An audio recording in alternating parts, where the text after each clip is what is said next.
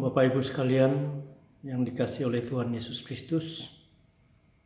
Dasar pemberitaan firman Tuhan hari ini Jumat tanggal 28 Agustus 2020. Sebagai dasar pemberitaan firman Tuhan sesuai dengan Almanak Nas Gereja Kalimantan Evangelis terambil dari surat 2 Tesalonika pasalnya yang kedua, ayat yang ke-7 sampai ayat yang ke-12 di bawah perikop kedurhakaan sebelum kedatangan Tuhan. Dan sebagai tema adalah waspada antikristus. Saudara-saudara, sebelum kita bersama-sama mendengarkannya, mari kita terlebih dahulu berdoa. Terima kasih Tuhan, pagi hari yang indah ini kami bersyukur karena Tuhan selalu memelihara, menjaga kami, dan selalu menolong kami, memberkati kami. Dan pagi hari ini kami mau mendengarkan firman-Mu, cerahkan roh akal budi kami, sehingga kami dimampukan untuk mengerti dan terlebih-lebih kami dimampukan untuk melakukannya. Bersabdalah kepada kami, sebab kami anak-anak-Mu siap mendengarnya. Di dalam dan oleh Yesus Kristus kami berdoa dan mengucap syukur. Amin. Bapak Ibu saudara-saudara yang dikasihi oleh Tuhan Yesus Kristus. Kedatangan Yesus Kristus yang kedua, sesuatu yang sangat dinantikan bagi orang yang percaya kepadanya. Sebab di sanalah pemenuhan iman dan pengharapan Kristiani kita. Namun dia juga menjadi satu penentuan. Karena di mana sebelum kedatangan Kristus akan ada yang dikatakan yang namanya antikristus. Antikristus ini dia tidak hanya menyesatkan orang dengan berbagai macam upaya daya, tetapi dia juga ingin menggantikan posisi Kristus itu sendiri. Maka itu Rasul Paulus menyebutnya si pendurhaka atau pendurhaka. Nah, Bapak Ibu sekalian yang dikasihi Tuhan,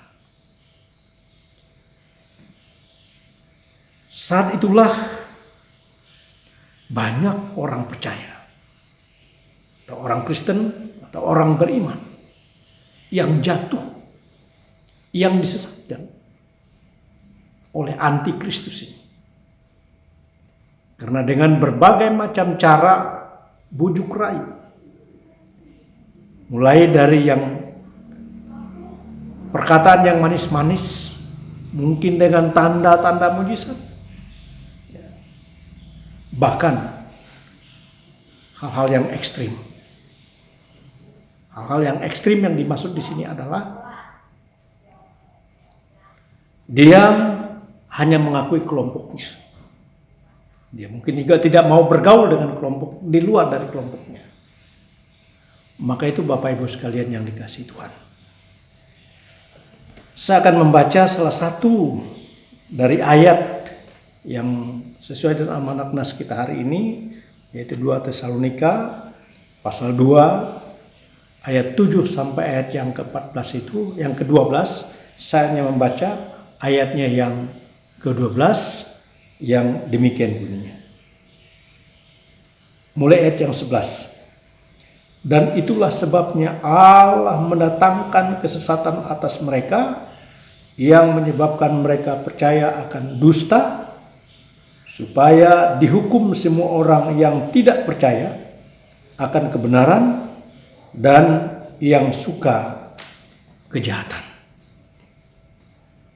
Sekarang mari kita benar-benar harus mengintrospeksi diri dan mewaspadai adanya antikristus di tengah-tengah kehidupan kita, di tengah-tengah masyarakat kita, di tengah-tengah komunitas kita. Sebab dikatakan di sana perkataan-perkataannya ya, yang begitu menggoda, yang begitu memikat, ya, sehingga ada banyak orang disesatkan. Maka sebagai orang beriman kita harus tahu apakah ini antikristus atau apakah ini pelayan Kristus. Apa ciri-cirinya? Saudara-saudara, kalau dia pelayan Kristus, hamba Kristus, maka apa yang dia katakan, apa yang diajarkan, maka itu juga yang dia lakukan. Artinya perkataan dan perbuatan itu seirama. Apa yang dia katakan dan itu juga lah dia katakan. Sehingga kebenaran itu nyata. Tetapi kalau antikristus, apa yang dia katakan tidak sesuai dengan apa yang dia lakukan, itulah dia antikristus. Maka saat ini ada banyak orang yang bisa berkata-kata dengan firman Tuhan, mengatasnamakan ini dan itu, seolah-olah dia mengatakan kebenaran. Tetapi yang terpenting sekarang yang harus kita lihat, apakah dia melakukan kebenaran. Maka itu sebagai orang percaya, mari kita waspada, mari kita berhati-hati di zaman sekarang ini, karena antikristus itu selalu ada, kini dan masa akan datang. Maka setiap orang percaya harus sungguh-sungguh memahami, mengimani, meyakini Yesus sebagai guru, Yesus sebagai Tuhan, Yesus sebagai kepala gereja. Maka mari kita jangan ragu, jangan bimbang. Karena orang yang ragu dan orang yang bimbang akan sangat mudah disesatkan. Bila kita tetap waspada terhadap antikristus, Tuhan memberkati kita. Amin.